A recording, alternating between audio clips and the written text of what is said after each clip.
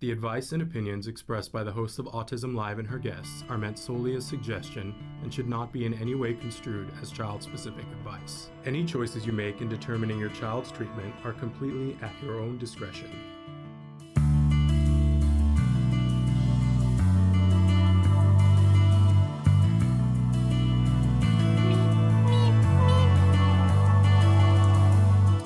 Good morning and welcome to Autism Live. I'm Shannon Penrod and I'm just last minute putting a lipstick on. You know, it's one of those kind of crazy mornings, but thrilled to be here.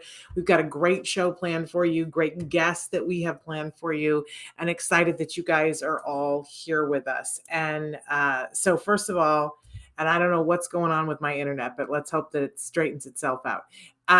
Let's welcome you all for being here. Let's tell you that we are live right now. It is Wednesday. I have to think about what day it is. Wednesday, July 13th, 2022.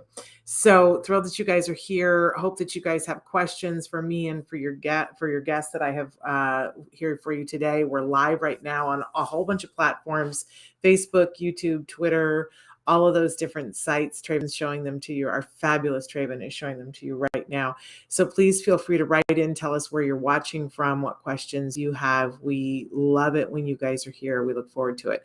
I got to say that we're going to miss a couple of live shows after today because I have family coming into town and because it's my 20th wedding anniversary on Friday.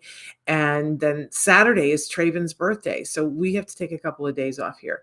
But we're here today live, and then we are going to be here next Tuesday and Thursday with new shows for you. And I think you're going to be live on Wednesday without me. I'm not sure about that.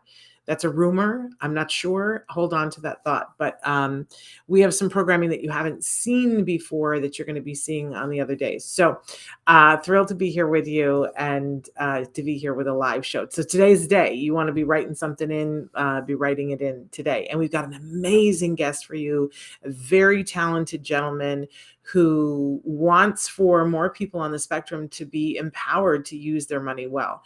I think this is a great subject. If you have teens and adults on the spectrum, you definitely want to tune in and watch this and hear what Alex Komarow has to say about financial success across the spectrum. So, and financial planning across the spectrum, which is the name of the organization that he is the head of. So we're going to be getting to him in just a few minutes, and I'm excited to have an opportunity to talk with him. He's an amazing gentleman. But before that, we have a couple of things we have to take care of. First of all, I want to let you guys know, if you want to join me, I'm on a little bit of a tear right now. Good morning to our Cameron's Journey. And I'm on a little bit of a tear right now because I'm on, when things happen and nobody raises their hand and says, wait a second, it makes me itchy.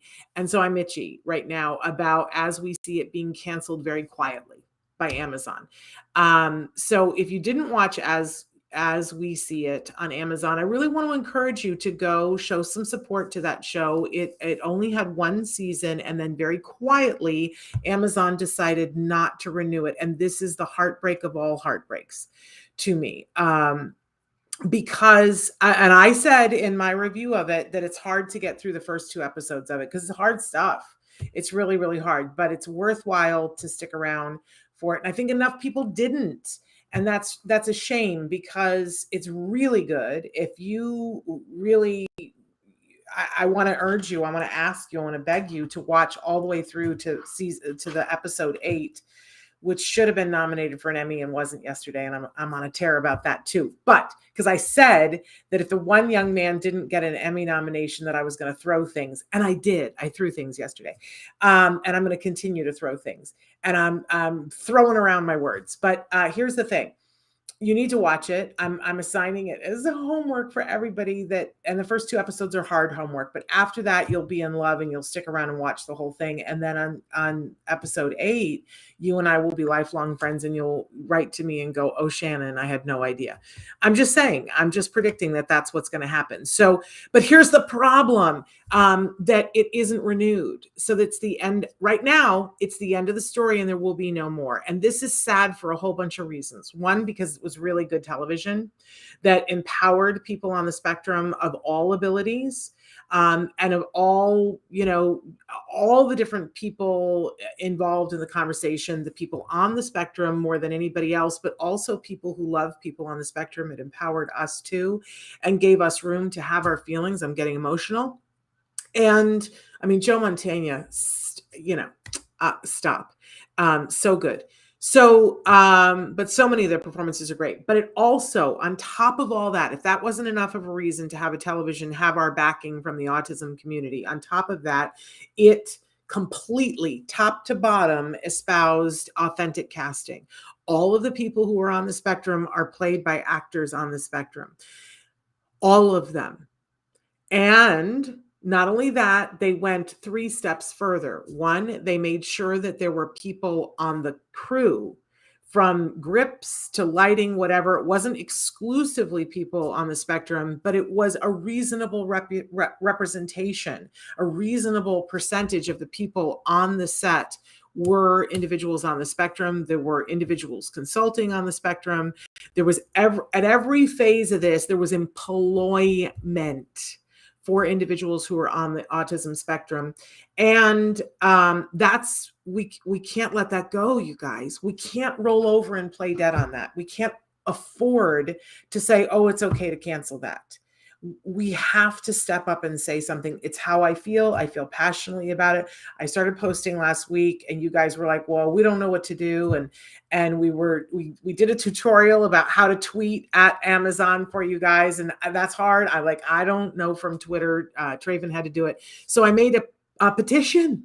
It's a polite petition. I didn't say don't buy anything from Amazon. I'm not saying that. I'm saying let's have a nice conversation with Amazon and say the autism community needs you to do a second season on this. So please sign that petition. I can't believe how hard that is. Because I'm just saying, please reconsider and give a second season, which is more employment, more representation. And by the way, the other thing that they did was they also cast people who are on the spectrum to play people who aren't on the spectrum. Whoa. Amazon did a good thing. And I guess we didn't praise them enough for it when it happened, but let's please ask them to do a second season. Okay. Now, the other thing that I always like to do at the start of the show is tell you we have lots of experts that are here on the show and that I am not one of them. I am a pony. I'm a parent of a neurodiverse individual, very proud pony. And I want to be here for you. This show is meant to be for that larger autism community that starts with individuals who are on the autism spectrum. Of course, they are our why. We care about what is important to them, and we need to be constantly asking each individual, what's important to you? What can we be doing to be good allies to, and we're going to talk about this in a second, power, because that job one, right? But I'm getting ahead of myself. We also include in the conversation people who love individuals on the spectrum. That's who I am. So anyway, please suggest some books to read on pairing with a child. Do you mean pairing? Tell me what you mean by that, Mohib. Do you mean like there is a psychological term, pairing? Is that what you're talking about? Or being paired with a child, like adopting a child? Be a little bit more specific for me and I'll be happy to give you some book recommendations. And by the way, that's how you write in and ask your questions. Okay, so that's what we're doing here. We're trying to empower you to live your best life and have the people around you who are on the autism spectrum live their best life and to be good allies. And that means sometimes I am going to get it wrong. And sometimes you might get it wrong, but then we learn and we do better and we move. Oh, building rapport. Oh, wow. Okay. So that's a really, you know what I would recommend? Dr. Mary Barbera was on the show with us week before last. I would recommend that you watch her show and get her book, which is Turning Autism Around. I think that that would be a great book. And then let me think about it, about who else has written about how you connect and build rapport with your kiddos. I'm currently working slowly on a book about playing with our children, how we play with our children. Because I'll tell you, when you watch a good therapist play with your child, it's mind blowing, because you go, oh, like I had no idea. And I can tell you, one of the tricks that they do is that they include a sensory component that is specific to the child. So some kids, in order to stay focused, they need movement. So therapists do this thing that's called spaghetti arms, where they just take the child's arms and very loosely and lightly, because nobody's trying to hurt anybody here, they go spaghetti arms, and they do this so that their arms go like this, and it helps focus them and center them. And it's almost like a tickle, but for kids who don't like tickles but need constant proprioceptive, is what they call it, input. So they'll like do something, and they'll go, okay, it's time for spaghetti arms, and it's amazing how with a certain group of kids that is like laser rapport, because the kid sees, oh, you get it, I gotta have some input here. And amazing. So there's so many tricks to all of that, but I would do Mary Barbera's book. And then let me think about who else has written things about. We did a show a while ago, and I don't have any idea what the date was, but we did a show with Christopher Miyake, and about playing with your kids. So because they were working on a study, that would be a great video to watch, because he's the best. Blow your mind, best at that, and can build rapport with a child like, man, so crazily fast, because he listens with all of his senses, and then he sees which sense the kid is like reactive to, that they find pleasurable, and then he gives them that, and it's just like flicking a light switch. And I see, Mohib, that you wrote some technique to improve attention in an autistic child. Absolutely check out Mary Barbera's book about that. But there are lots of things to improve attention, but there's a sensory component. We always want to be mindful of that. But I also want you to watch some of the shows that we've done about diet and attention. Because if your child is having a bunch of sugar, if they're having a bunch of artificial colors or flavors, good luck working on that. It's going to be a really uphill battle. And for some kids, impossible. And then for other kids, there's food allergies that if they have access to something that they're having even the most minuscule reaction to, it's going to make it harder for them to learn to focus. And so it becomes an exercise in frustration. I'm trying to focus, but I really can't because my bum itches or my stomach hurts, or, I have this, itchy spot between my shoulder blades, right? It's just asking too much. In any case, so I want you to watch some of our videos about that. You can put in ADHD and diet, and you'll see we have a bunch of videos about that. They've shown that diet really can make a big difference. You got to remove the pesticides too. They're like, if you're having issues with attention, they've already shown that there's a direct correlation to the amount of pesticide in the child's body and their ability to focus. And the more pesticide, the less ability to focus. It's just like, there. So, and I can't share the links while I'm doing this, but if you write to me, Mohib, we can get those links together for you. So write to me, Shannon at autism-live.com. Okay. And we will get on that as quick as we can. Be patient with us. How's that? Okay. So anyway, I was saying that we have lots of experts on the show. I've got a great one for you today, but please remember, I'm not an expert. I, like a lot of you, am a person who wants to be a good ally. And the longer I stay, the more I learn, right? Just like you guys. But that doesn't make me an expert. It makes me somebody who cares deeply about making sure that you get what you need. Yeah. So please be here. I'm sending my love to everybody. And we're going to get, because we got to get started here, we're going to start off with something we fondly refer to as our jargon of the day. This is when we take on one word, one phrase, one acronym. We try to figure out what in the hey nani nani are those experts talking about? What does this have to do with us? First, we give you the actual definition. Then I make fun of it. Then we give you a watered down definition. And sometimes I'm better at it than other times, but I try to give you a working definition, something that can help you to go, okay, I think I know what she's talking about, and I might know what I need to do about this now, or I might know who to talk to about this now, right? Because otherwise the jargon is just overwhelming, and I'm not here to overwhelm you. So today's jargon term is visual stereotypy. Ooh, doesn't like that's impressive. Like I feel like that's one of those $10 words, as my dad used to say, right? Visual stereotypy. Doesn't it sound like you're an expert when you say that? So what in the hey nani nani does it mean? Let's take a look at what our actual definition is and see if we can make heads nor tails of it, shall we?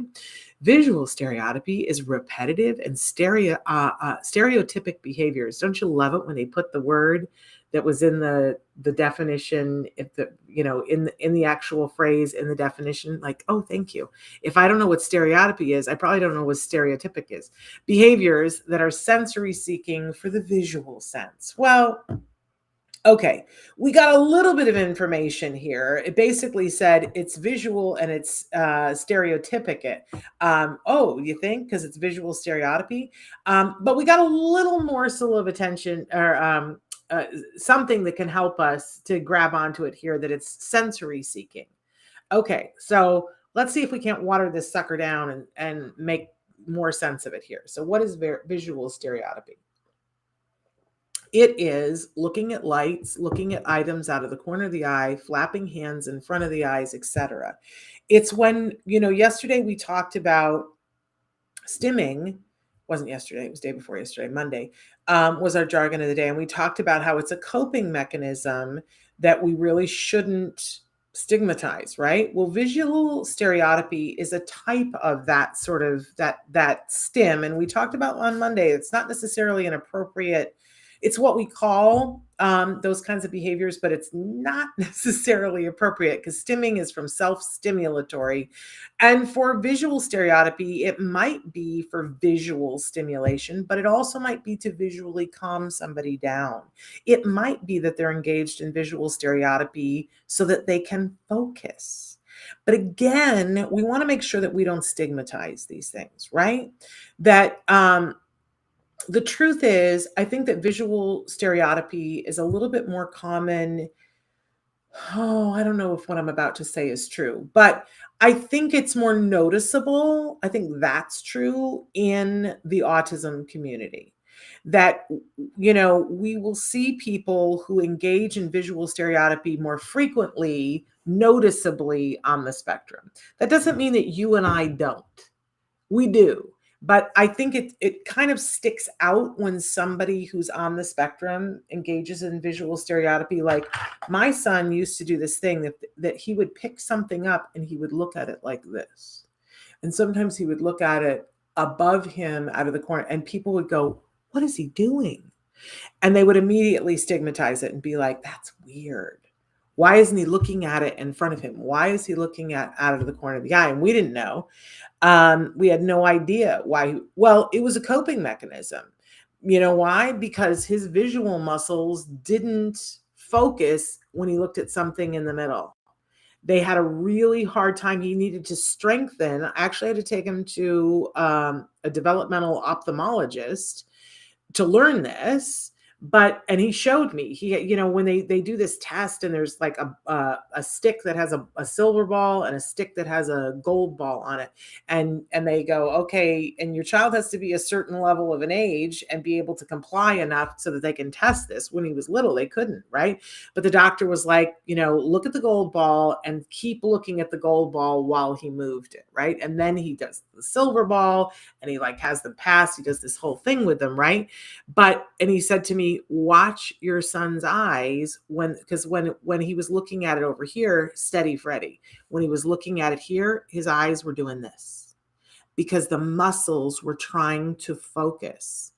And it wasn't a pair of glasses that he needed. He needed to be doing visual exercises to have those muscles key in.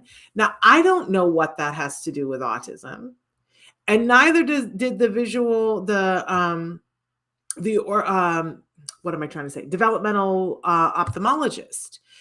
But P and I can both tell you that we see that these kinds of problems tend to run through the autism community. It's not a part of the diagnosis, but some of our kids have these kinds of issues. And the reason why I knew to go to the developmental ophthalmologist was because somebody on my team said, hey, I've seen this before. He's having trouble tying his shoes. And we see that his eyes are wobbling a little bit. Think about, if you can't look at something dead on and focus, try tying your shoes. It's not easy, right? And the doctor said to me, I'm surprised this child can read. And my child did read, but he read better when we did the eye exercises. And there were just exercises that he had to do to strengthen the muscles. Like if you were, doing push-ups, but for your eyes. Okay. So, but my son, for him, this was a coping strategy. I can see it out of the corner of my eye. Other people, it's that they need the visual input. We talked about this on Monday, that if kids are bored and they don't know, do you want to be bored? I don't want to be bored. And they want visual stimulus, right? We all like visual stimulus. Do you like to sit with blinders on and watch a movie? No. You like visual stimulus too. So our kids will enjoy things like spinners or, anything that can make colors, which we talked about. For some kids, the hand flapping, this makes colors. And if you're bored, why not make colors? This is you being Picasso, right? So, again, we want to make sure that we don't stigmatize this, that we look at it and go, it's a coping strategy. What are we coping with? Are we coping with boredom? Because if we're coping with boredom, we will find that if we give that person something else to do, where they're able to visually be stimulated, then they don't do this, right? But other times it's a different sensory need. And we just have to be mindful about what is the sensory need and then help support the person to be able to get their needs met and to help find them a more functional way. Like my son could have gone through his whole life looking at things this way. It would have made it really difficult, right? To do certain tasks like riding a bike. When you're having to look at things this way, kind of impossible. You're going to steer right into the ditch, right? So, how can we help support a person? We don't say to them, stop looking it out of the corner of your eye. If this is working for you, we're not going to take it away from you, but we're going to build the muscles so that you can look in another way. It's just a way of looking at it. Our Journey, Cameron's New Life says, I never want my son to stop visual stimming. It's his way of enjoying his way to see the world. That's great. But like we talked about on Monday, is it preventing him from being able to do certain tasks? They say my son spins and looks out of the side of his eyes. Now, I won't tell you that my son never looks at anything out of the corner of his eyes, but he doesn't have to do it as a coping mechanism anymore.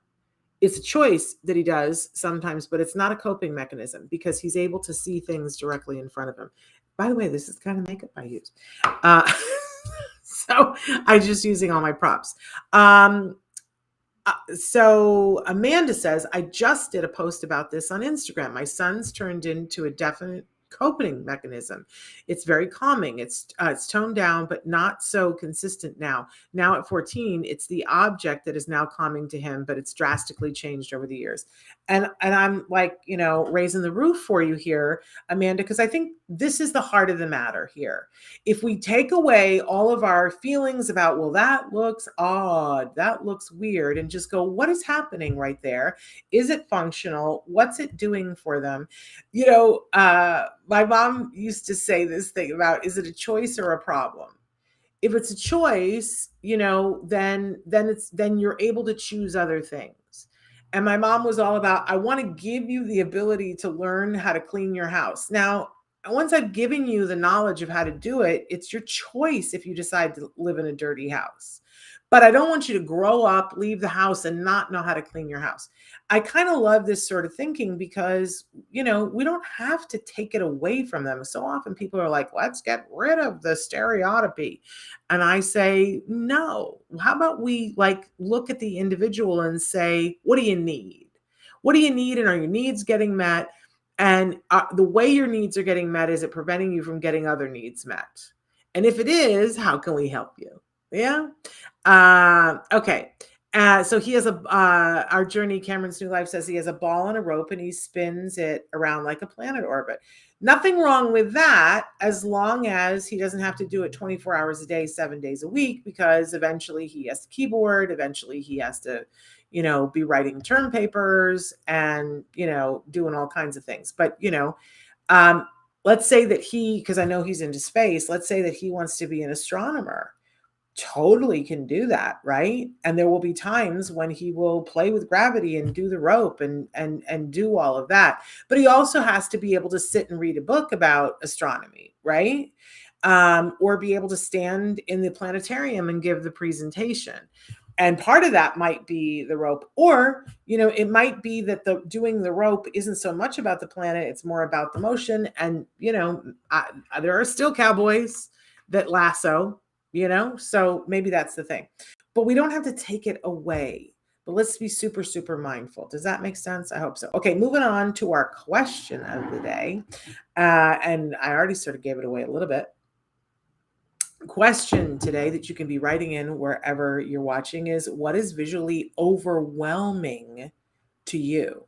Because I said that we all like visual stimulus, right? And we have visual stimulus that we run to, that we like. But what's overwhelming to you? Because my point here is, it's not the same for everybody. Like, I remember the first time that I went to see Star Wars in the movie theater, and I'm old enough that I was a teenager when the very first Star Wars movie, I think I was 17, when the first Star Wars movie came out. I know, I'm old. And I couldn't handle it. Hated it, made me car sick. It was too much for me. It moved too fast and I couldn't, they went into the Death Star and, oh my goodness, I had to put my head between my knees. I was car sick. Could not handle it. It was overwhelming to me. Now, as I grew and I learned more about how my car sickness works, 20 years later, I was able to go back and watch all the Star Wars movie and watch it on a television screen. And it was, diminished. It's not like, wah. And I loved it. But I am not somebody you take to that, 3D experience, the dome movie. It's too much for me. But my kid loves it. I can't ride any of the rides at Universal Studios because they're all 3D and, experiential. Cannot do it. It's overwhelming to me. My mother, who loved to quilt, it was just like her favorite thing in the world to quilt. And she'd always heard about this quilting store. I'm trying to think what the name of that place is in Missouri, where they have all the theaters and all the country stars play. And in the middle of this town, Branson, and in the middle of the town, they have this epic quilting store. And nothing would do. My mother was going to take a vacation and she was going to go there. She was going to see Andy Williams perform and she was going to go to the quilting store. And we were all so excited. And I was like, call me after you go to the quilting store. I want to know how it was. My mother walked into the quilting store, turned around and walked out. And I said, oh no, what happened? She said, it was too much.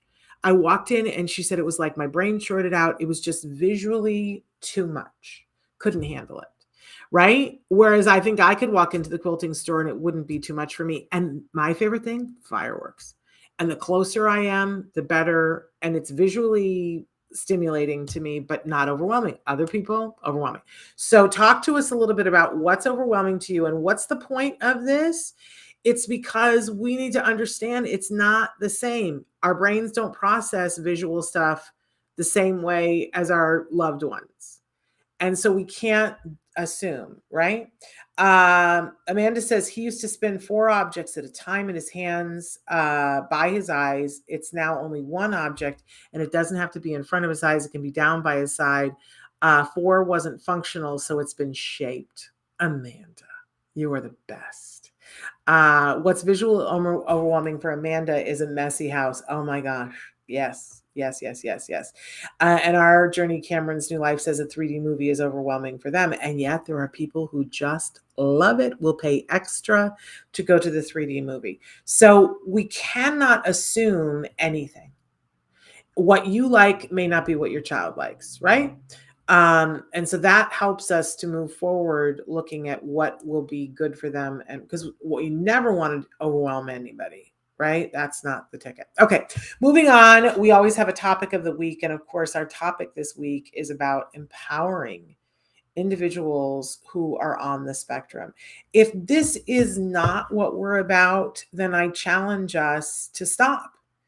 If anytime you're not sure, and one of the things that my family did is that when my son was diagnosed, I've said this many times and it's in my book, we made a manifesto. We sat down because we wanted to be intentional about what we were going to do for the next couple of years. At that point, that's what we were thinking. Oh, we got it. This is it. They've said it's going to be a couple of years. Let's be intentional. And we wrote a manifesto and said, here's what's important to us. And then we would sometimes go and adjust things on the manifesto and go, now that we're in it, we see that this is more important than this, right? But now our manifesto has changed so much because my son is doing so well, but this really is at the top of the list for me. Empowering individuals on the spectrum, because if we're doing something, and what I like about having a manifesto and living intentionally is that stuff comes up where it's like, should we do this or should we do this? And they're both seem to be things that, are matter or important or attractive or whatever. But if you have your priorities someplace and you go, well, wait a second, is it this? And I know you guys ask me all the time because I'm in love with really good quality ABA, and I attribute the things that have gone right in my son's life to the fact that he was empowered by good ABA. And I know that for many of you, you're like in that phase where you're not sure if you have it or not. And you ask me a lot of times, how would I know if I have it? This. If you see that you or your child is being empowered, then you have good quality ABA. If you're not being empowered, it doesn't necessarily mean that you don't have access to good ABA because it's minute by minute, right? But it does mean you got to advocate. And if you're the person who's doing something and you go, wait a second, is this empowering my child or my husband or my daughter or, my girlfriend, whatever the person that you love on the spectrum is to you, is this empowering them? The way I'm behaving, is it empowering them or is it limiting them? And if you're not sure, it's time to slow your roll and investigate. And if you're 100% sure that it's not empowering them, it's time to stop and reevaluate. This is everything under the sun to me. Empowering individuals on the spectrum. Okay, moving on. Yeah, and you're making your own. I see that. And I appreciate that because sometimes you have to do that. So all about empowering individuals on the spectrum. We're welcoming our guest to the show for the first time, Andrew Komarow, and he's going to tell me if I'm saying his name wrong. But this is a gentleman that I can't wait to hear from because he's going to talk to us about financial stuff and empowering individuals on the spectrum financially. I know, isn't it exciting? He is the founder of Planning Across the Spectrum, and he specializes in helping any self-advocating client or family with autism and intellectual disabilities. He's a passionate advocate for autism awareness in his community. He is a certified financial planner. He is a certified neurodiversity professional. That's a CNP, you guys, and I'd never heard of that before. He has always worked toward helping his clients gain financial security now and in their future. And putting those two things together, he launched Planning Across the Spectrum. And he says very eloquently that he understands the difficulty and stigma that many individuals with special needs face. And he's going to talk to us specifically about receiving an autism spectrum disorder as an adult. And so welcome, Andrew. There's so much more that I could say about him, and he's illustrious, let's say that. But Andrew, welcome to Autism Live. Thank you for having me. So thrilled to have you here. So I don't know where to start, but I think where we should start is about this idea of planning, because people get all worried about planning. And lots of people go, oh, but what if this, what if that? And so you have some really important words to say to us about how important it is to plan, but to be flexible. Talk to us about that, Alex. And by the way, did I say your name right, Alex? No, but nobody does. I think in the beginning, well, you did, I think, call me Alex the first time 20 minutes ago. I just did that. No, so Andrew, I'm so sorry. Bubblehead, allergies. Forgive me, Andrew. But how do you say your last name? No, so it's Komarow or so, I think. Komarow. So okay. Well, if you think, then that's how it is. Yeah. Okay. So why is it important to plan? Well, if you don't make a plan, then one will be made for you, right? And that's usually not, the default option that most people want is, by default what the state or what somebody else would choose to do, right? So yeah. But you always say that it's important to be flexible with planning. So for the people, and let's be clear, so your clients are either self-advocates that are on the spectrum or special needs that are advocating for themselves, or the family advocating for that individual. Is that correct? Correct. Yep. We work with both. There's 10 people at our company, several financial planners, including me, parents, individuals like myself, the whole spectrum, pun intended. I love it. Okay. So, I'm sure you and I had a conversation about a week and a half ago about this. And I said, oh, I need this probably more than anybody else because I get nervous around money. And so that tends to be the thing that makes me not want to plan, because I get nervous about it and I'm afraid I'm going to be pigeonholed into something I can't do, or there's going to be something that happens and I'm not going to be prepared for it. So I do nothing, which actually creates that. But talk to us a little bit about how we can overcome that and plan, but be flexible. Well, so I think it's important for what you're trying to plan for and at what stage you are. So if you or again a child has somebody who's younger, that's very different than later. It can be very overwhelming. You don't need to do everything all at once. You can take small meaningful steps in the right direction. And the good news is, if you work with somebody who's non-judgmental, and which you should always work with somebody who's non-judgmental, it's you can feel a lot of relief. What I find is that most of the time our clients are better off than they think they might be, right? Our job is to think of the worst possible case scenarios and help plan for them. So I'm anxious and worried all the time, but now I get paid to do that for you. So, but it's also, there's usually simple things that people can do to really improve their situation. And the sense of relief that our clients have, knowing that, things will be okay, and not just okay, but also the reasons why are really helpful. And that doesn't mean they need to do everything that we recommend, but it's good to have a different perspective. Okay, let's stop for a second and talk a little bit about um, your company and what you guys do and why you decided to do this. So our company works with parents, individuals, employers, helps, again, financial planning. What is financial planning? Who knows? It depends who you're talking to.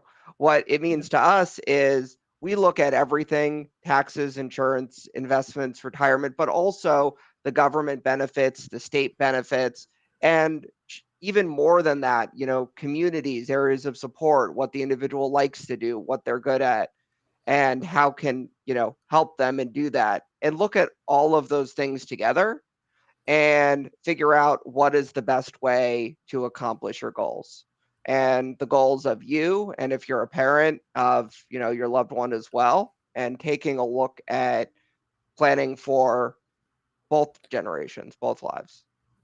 And so why particularly was this your area of interest, Andrew? What made you create this? Because it's So, awesome. so I always love money. I always loved, the cash register, the tag sale. Always growing up, I wanted to buy stock for my bar mitzvah money. And when I was 21, my uncle, half joking, said they'd hire anyone who would fog a mirror, which means you're alive, at an insurance company. And I'm like, oh, well, they hire me. That sounds good. And so I got my start. I worked for them for a while before going out on my own.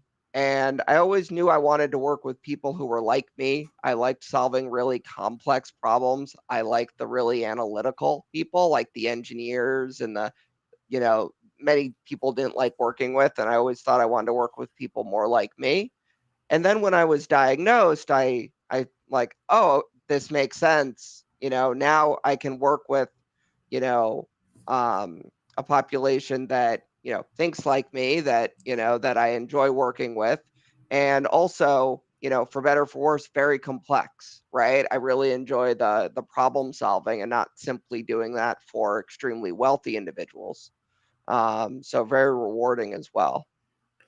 And one of the things that I want to be clear about is that so the company is called Planning Across the Spectrum, Correct. and we're talking today more about what kinds of things to do with older, like teens and adults.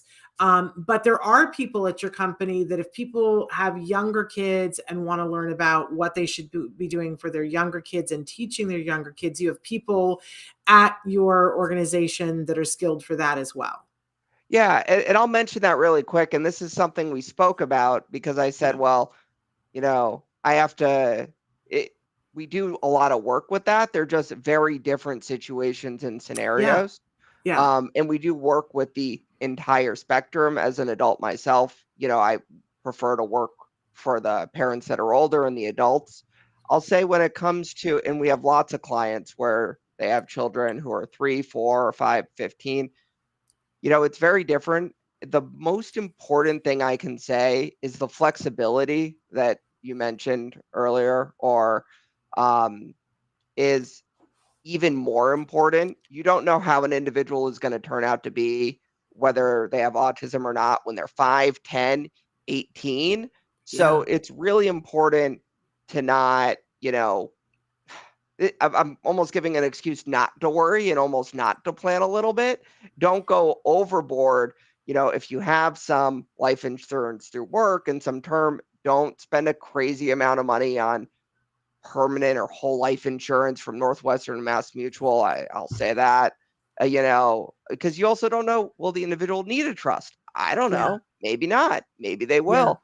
And sometimes there's some more severe abilities, they need more support. Hmm.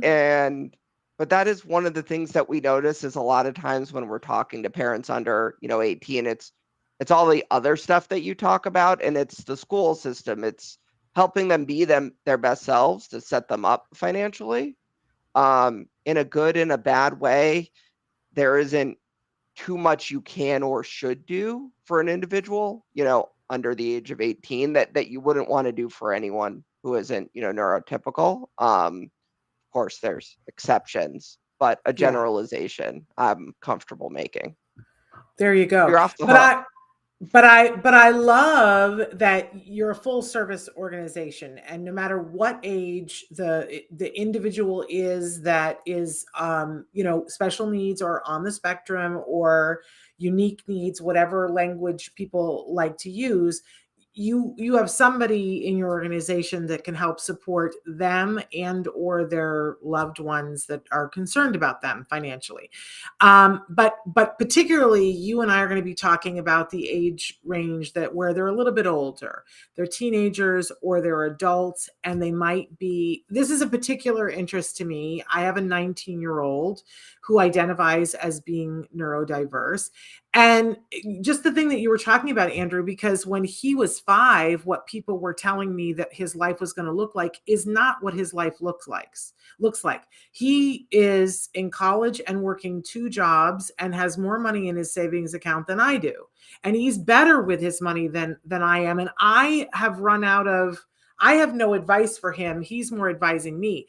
But I would like to see him potentially, spend some time with somebody like you to learn things that I don't know.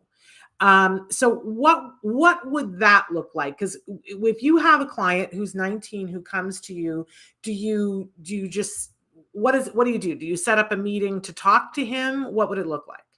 No 19-year-olds come to us. They're too busy wanting to do, other things. But He might, so because he's like you. He thinks he wants to have money and he wants his money to grow. so so again, for somebody like that, and by the way, it's like in a good way, like you recognize that a lot of times what we see is not as positive, right? The parents saying at 18, Yeah. 19, they can't manage their own money, they can't make good Yes. decisions. And I'm like, what 18, 19-year-old makes good decision except yours, I guess, No, right? no. But it I'm not seems saying he makes good decisions. I'm just saying he works hard enough that he okay, has the money yes. to go buy things that I go, why did you buy that? Yeah. So anyway, and I'm no bastion of good,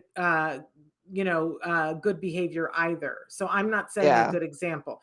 But yes, but let's just say a 19-year-old in general, whether it's somebody who's already working and has money in savings, or a 19-year-old maybe that isn't employed now, although we hope everyone has the opportunity to work in some way in their lifespan. But what does it look like? So does the parents then usually are the ones who call you?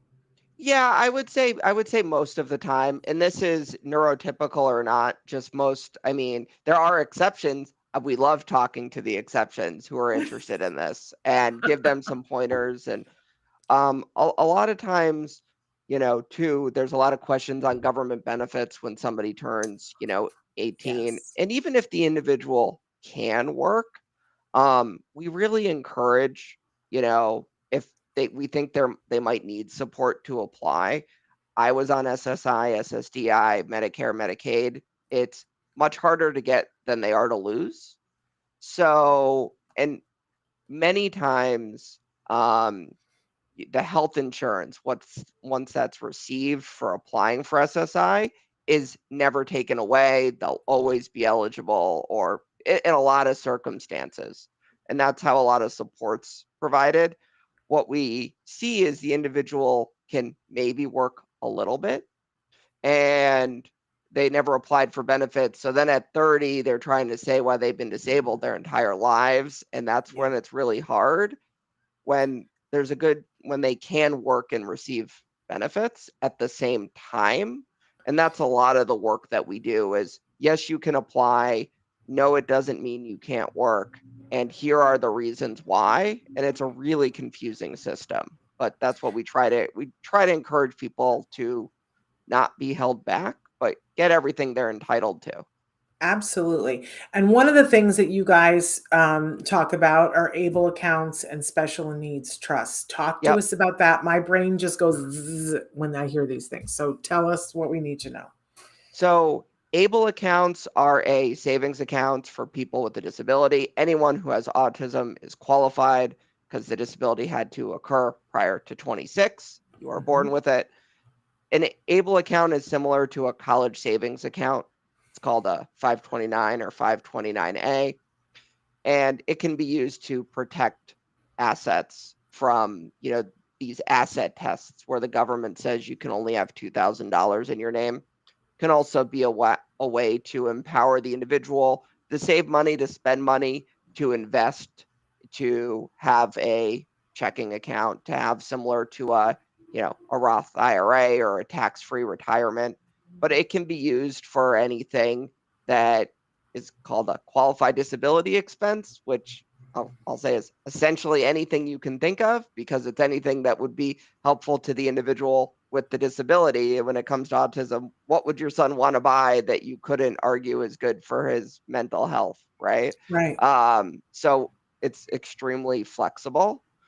And that's something where we get a lot of questions and we speak a lot. I was an ABLE ambassador for the year 2020, helping promote ABLE accounts. So we do that around the country. They're a really great tool to be able for an individual to save, to invest tax-free, and to spend money as well. Okay.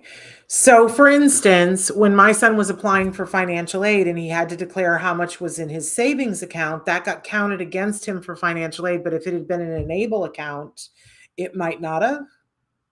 Correct. Yeah, those are excluded from the FAFSA. So that would be actually a great example where even if he wasn't on government benefits, where you could put it in the ABLE account. Yep. And yet he could use that money to pay his tuition. He could use that money to buy food. He could use that money to buy a car at some point.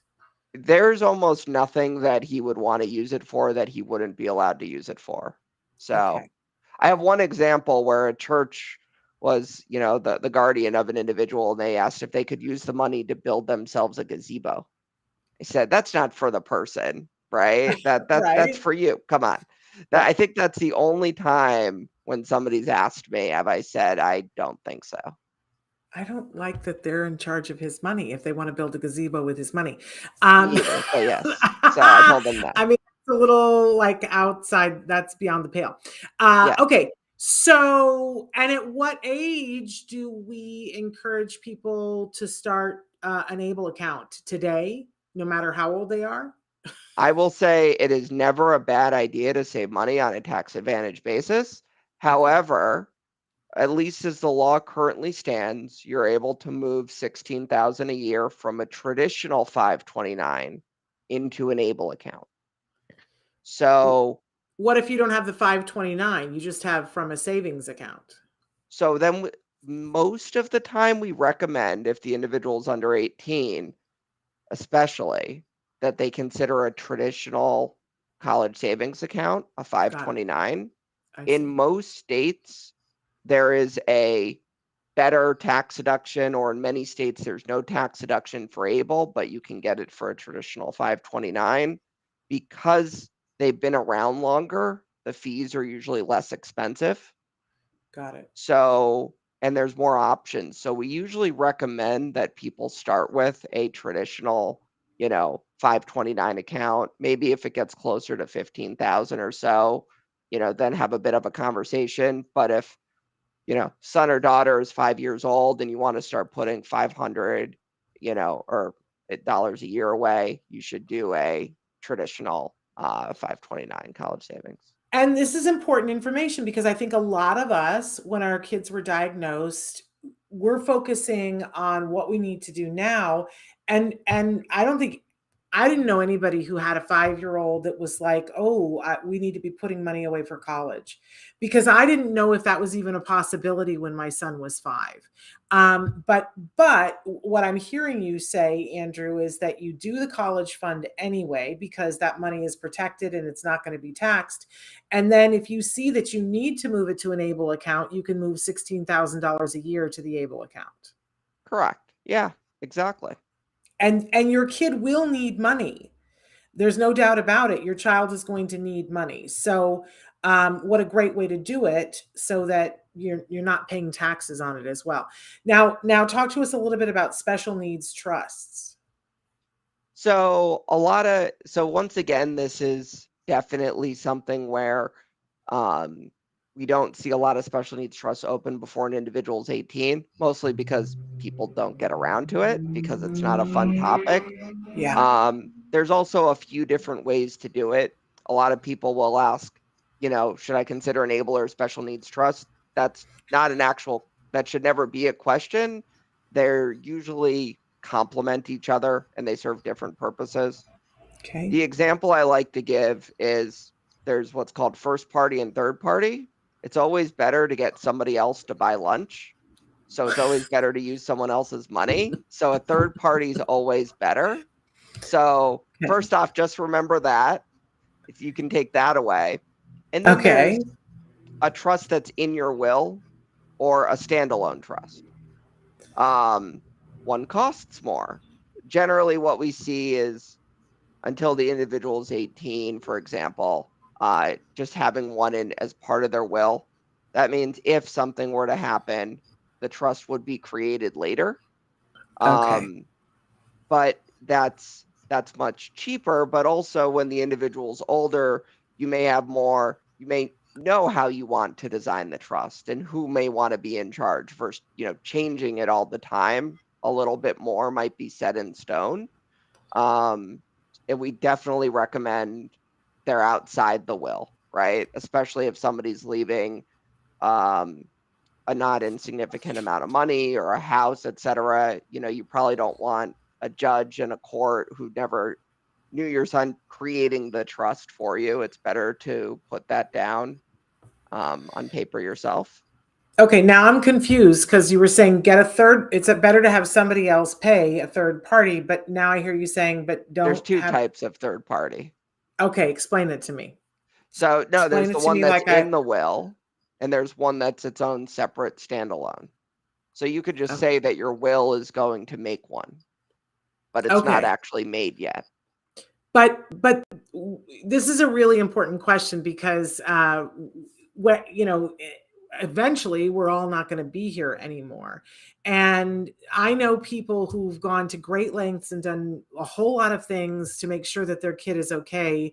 And then stuff happens. Like you were saying, the judge who doesn't know your kid, even a relative that decides I want to build a gazebo, a church who decides to. So what do you recommend for families when they're setting this up? Who do you leave in charge? Great question.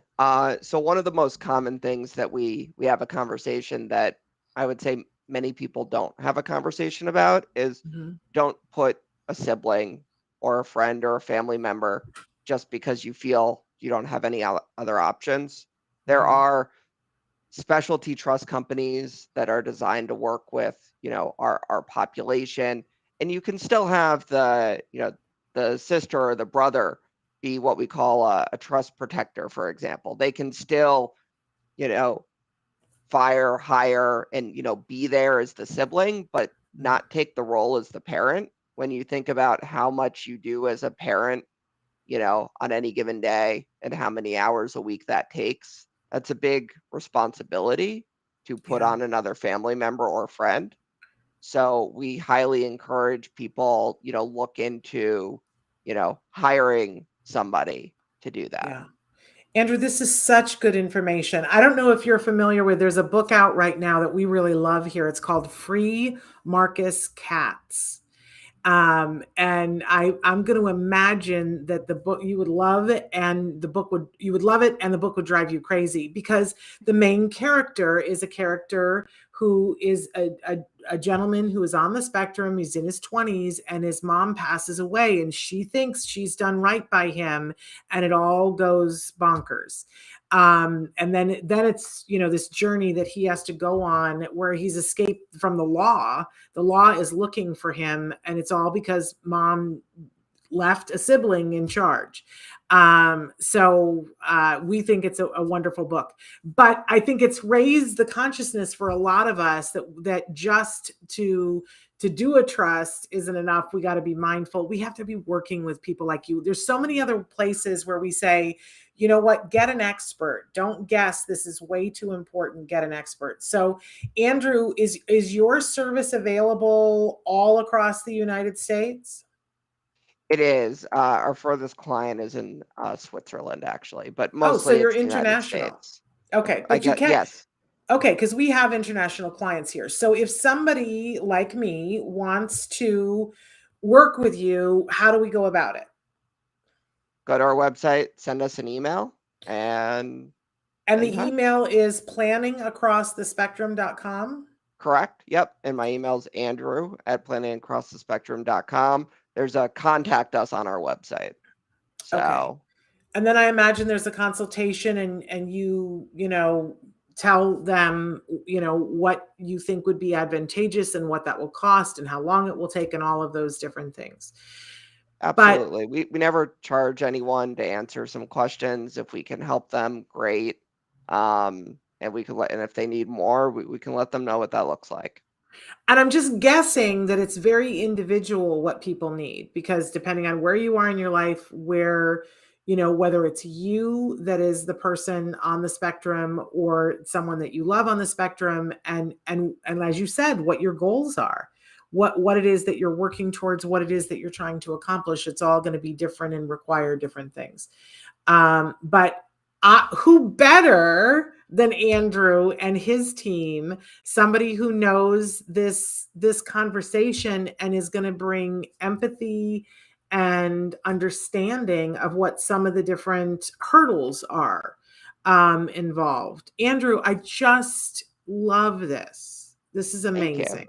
Thank you for this incredible service, and thank you for sharing all this important information with us.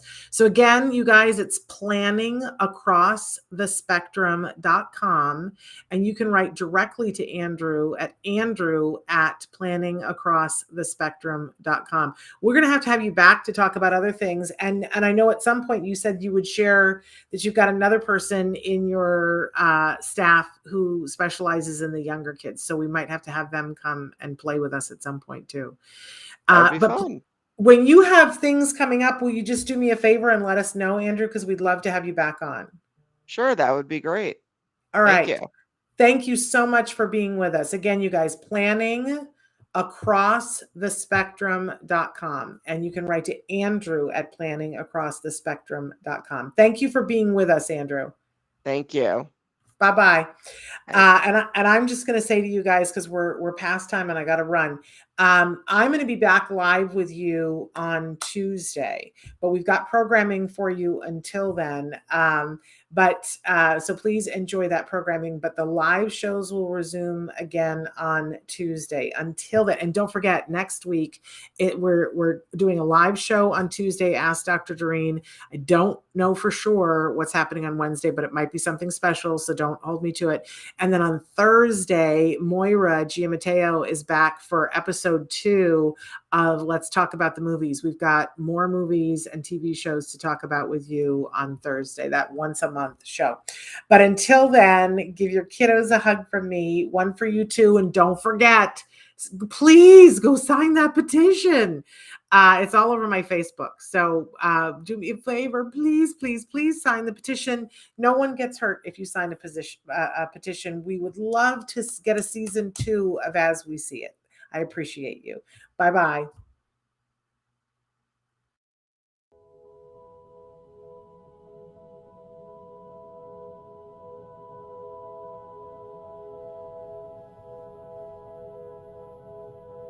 If you found anything helpful in this video, please give us a like. In fact, make sure that you smash that subscribe button on YouTube and give us a like on Facebook.